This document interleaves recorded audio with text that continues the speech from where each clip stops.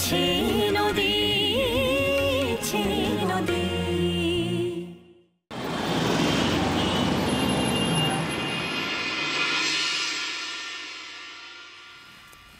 বাহ,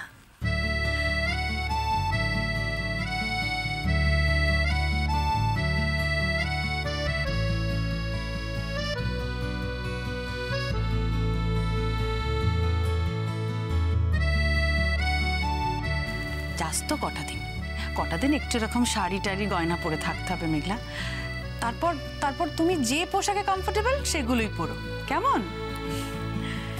খুব অসুবিধে হচ্ছে না গো তোমার এরকম শাড়ি টাড়ি পরে থাকতে? খুব লজ্জা না তোমার? আরে বাবা মেঘলা, এত লজ্জা পাওয়ার কোনো দরকার নেই, সবসময় মন খুলে কথা বলবে, বুঝতে পেরেছ?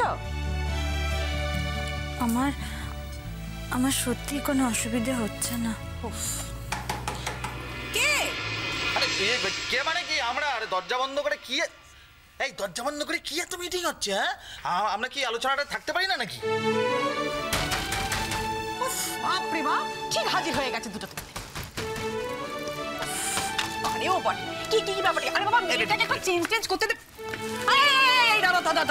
দাঁড়াও, তোমাদের এখানে দল বেঁধে কি চাই বলো তো? কি চাই? আমাদের কিচ্ছু চাই না। মা আর কাম্মা পাঠালো যে ও যদি রেডি হয়ে গিয়ে থাকে তাহলে নিচে নিয়ে যেতে হবে, আশীর্বাদের ব্যাপার আছে। হ্যাঁ, যাচ্ছি।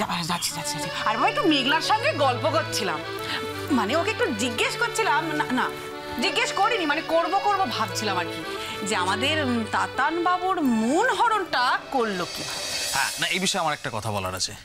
আমাদের ভাই কিন্তু মন দিয়ে একটা জিনিসই করেছে, ডাক্তারিটা পড়েছে। হ্যাঁ, খুব মন দিয়ে পড়েছে। ও আর একটু পাহাড়ে ঘোরা টোরার শখ আছে, সেটা তো ঠিকই আছে, কিন্তু প্রেম কোনোদিনও করেনি মেঘলা। হ্যাঁ, ওটা নিয়ে কিন্তু ভেবো না, কখনো না, এটা ফার্স্ট টাইম। একদম।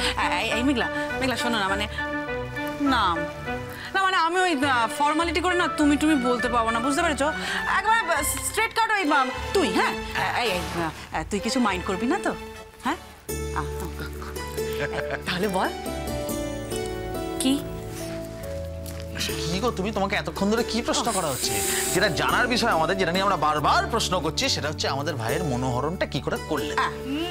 দেখেছো বৌমনি কি মিষ্টি কেমন লজ্জা পাচ্ছে? এই তুই কোথা থেকে উদয় হলি? চল বেরো। তোর এখানে কি কাজ? এখানে কি দরকার তোর? আমার কাজ মানে আমার কি চাই মানে তোদের এখানে কি চাই? তোরা ভাসুর ঠাকুর, ও হলো আমার বৌদি, আমার কাছে ধরবি তোরা। তবে হ্যাঁ, ওসব বললে হবে না। মিষ্টু এখানে এসছে মেঘলার কাছে ফার্স্ট হ্যান্ড এক্সপেরিয়েন্স জানতে পারবে বলে, বুঝতে পেরেছো?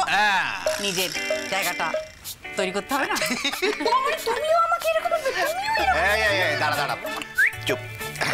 মেঘলা সব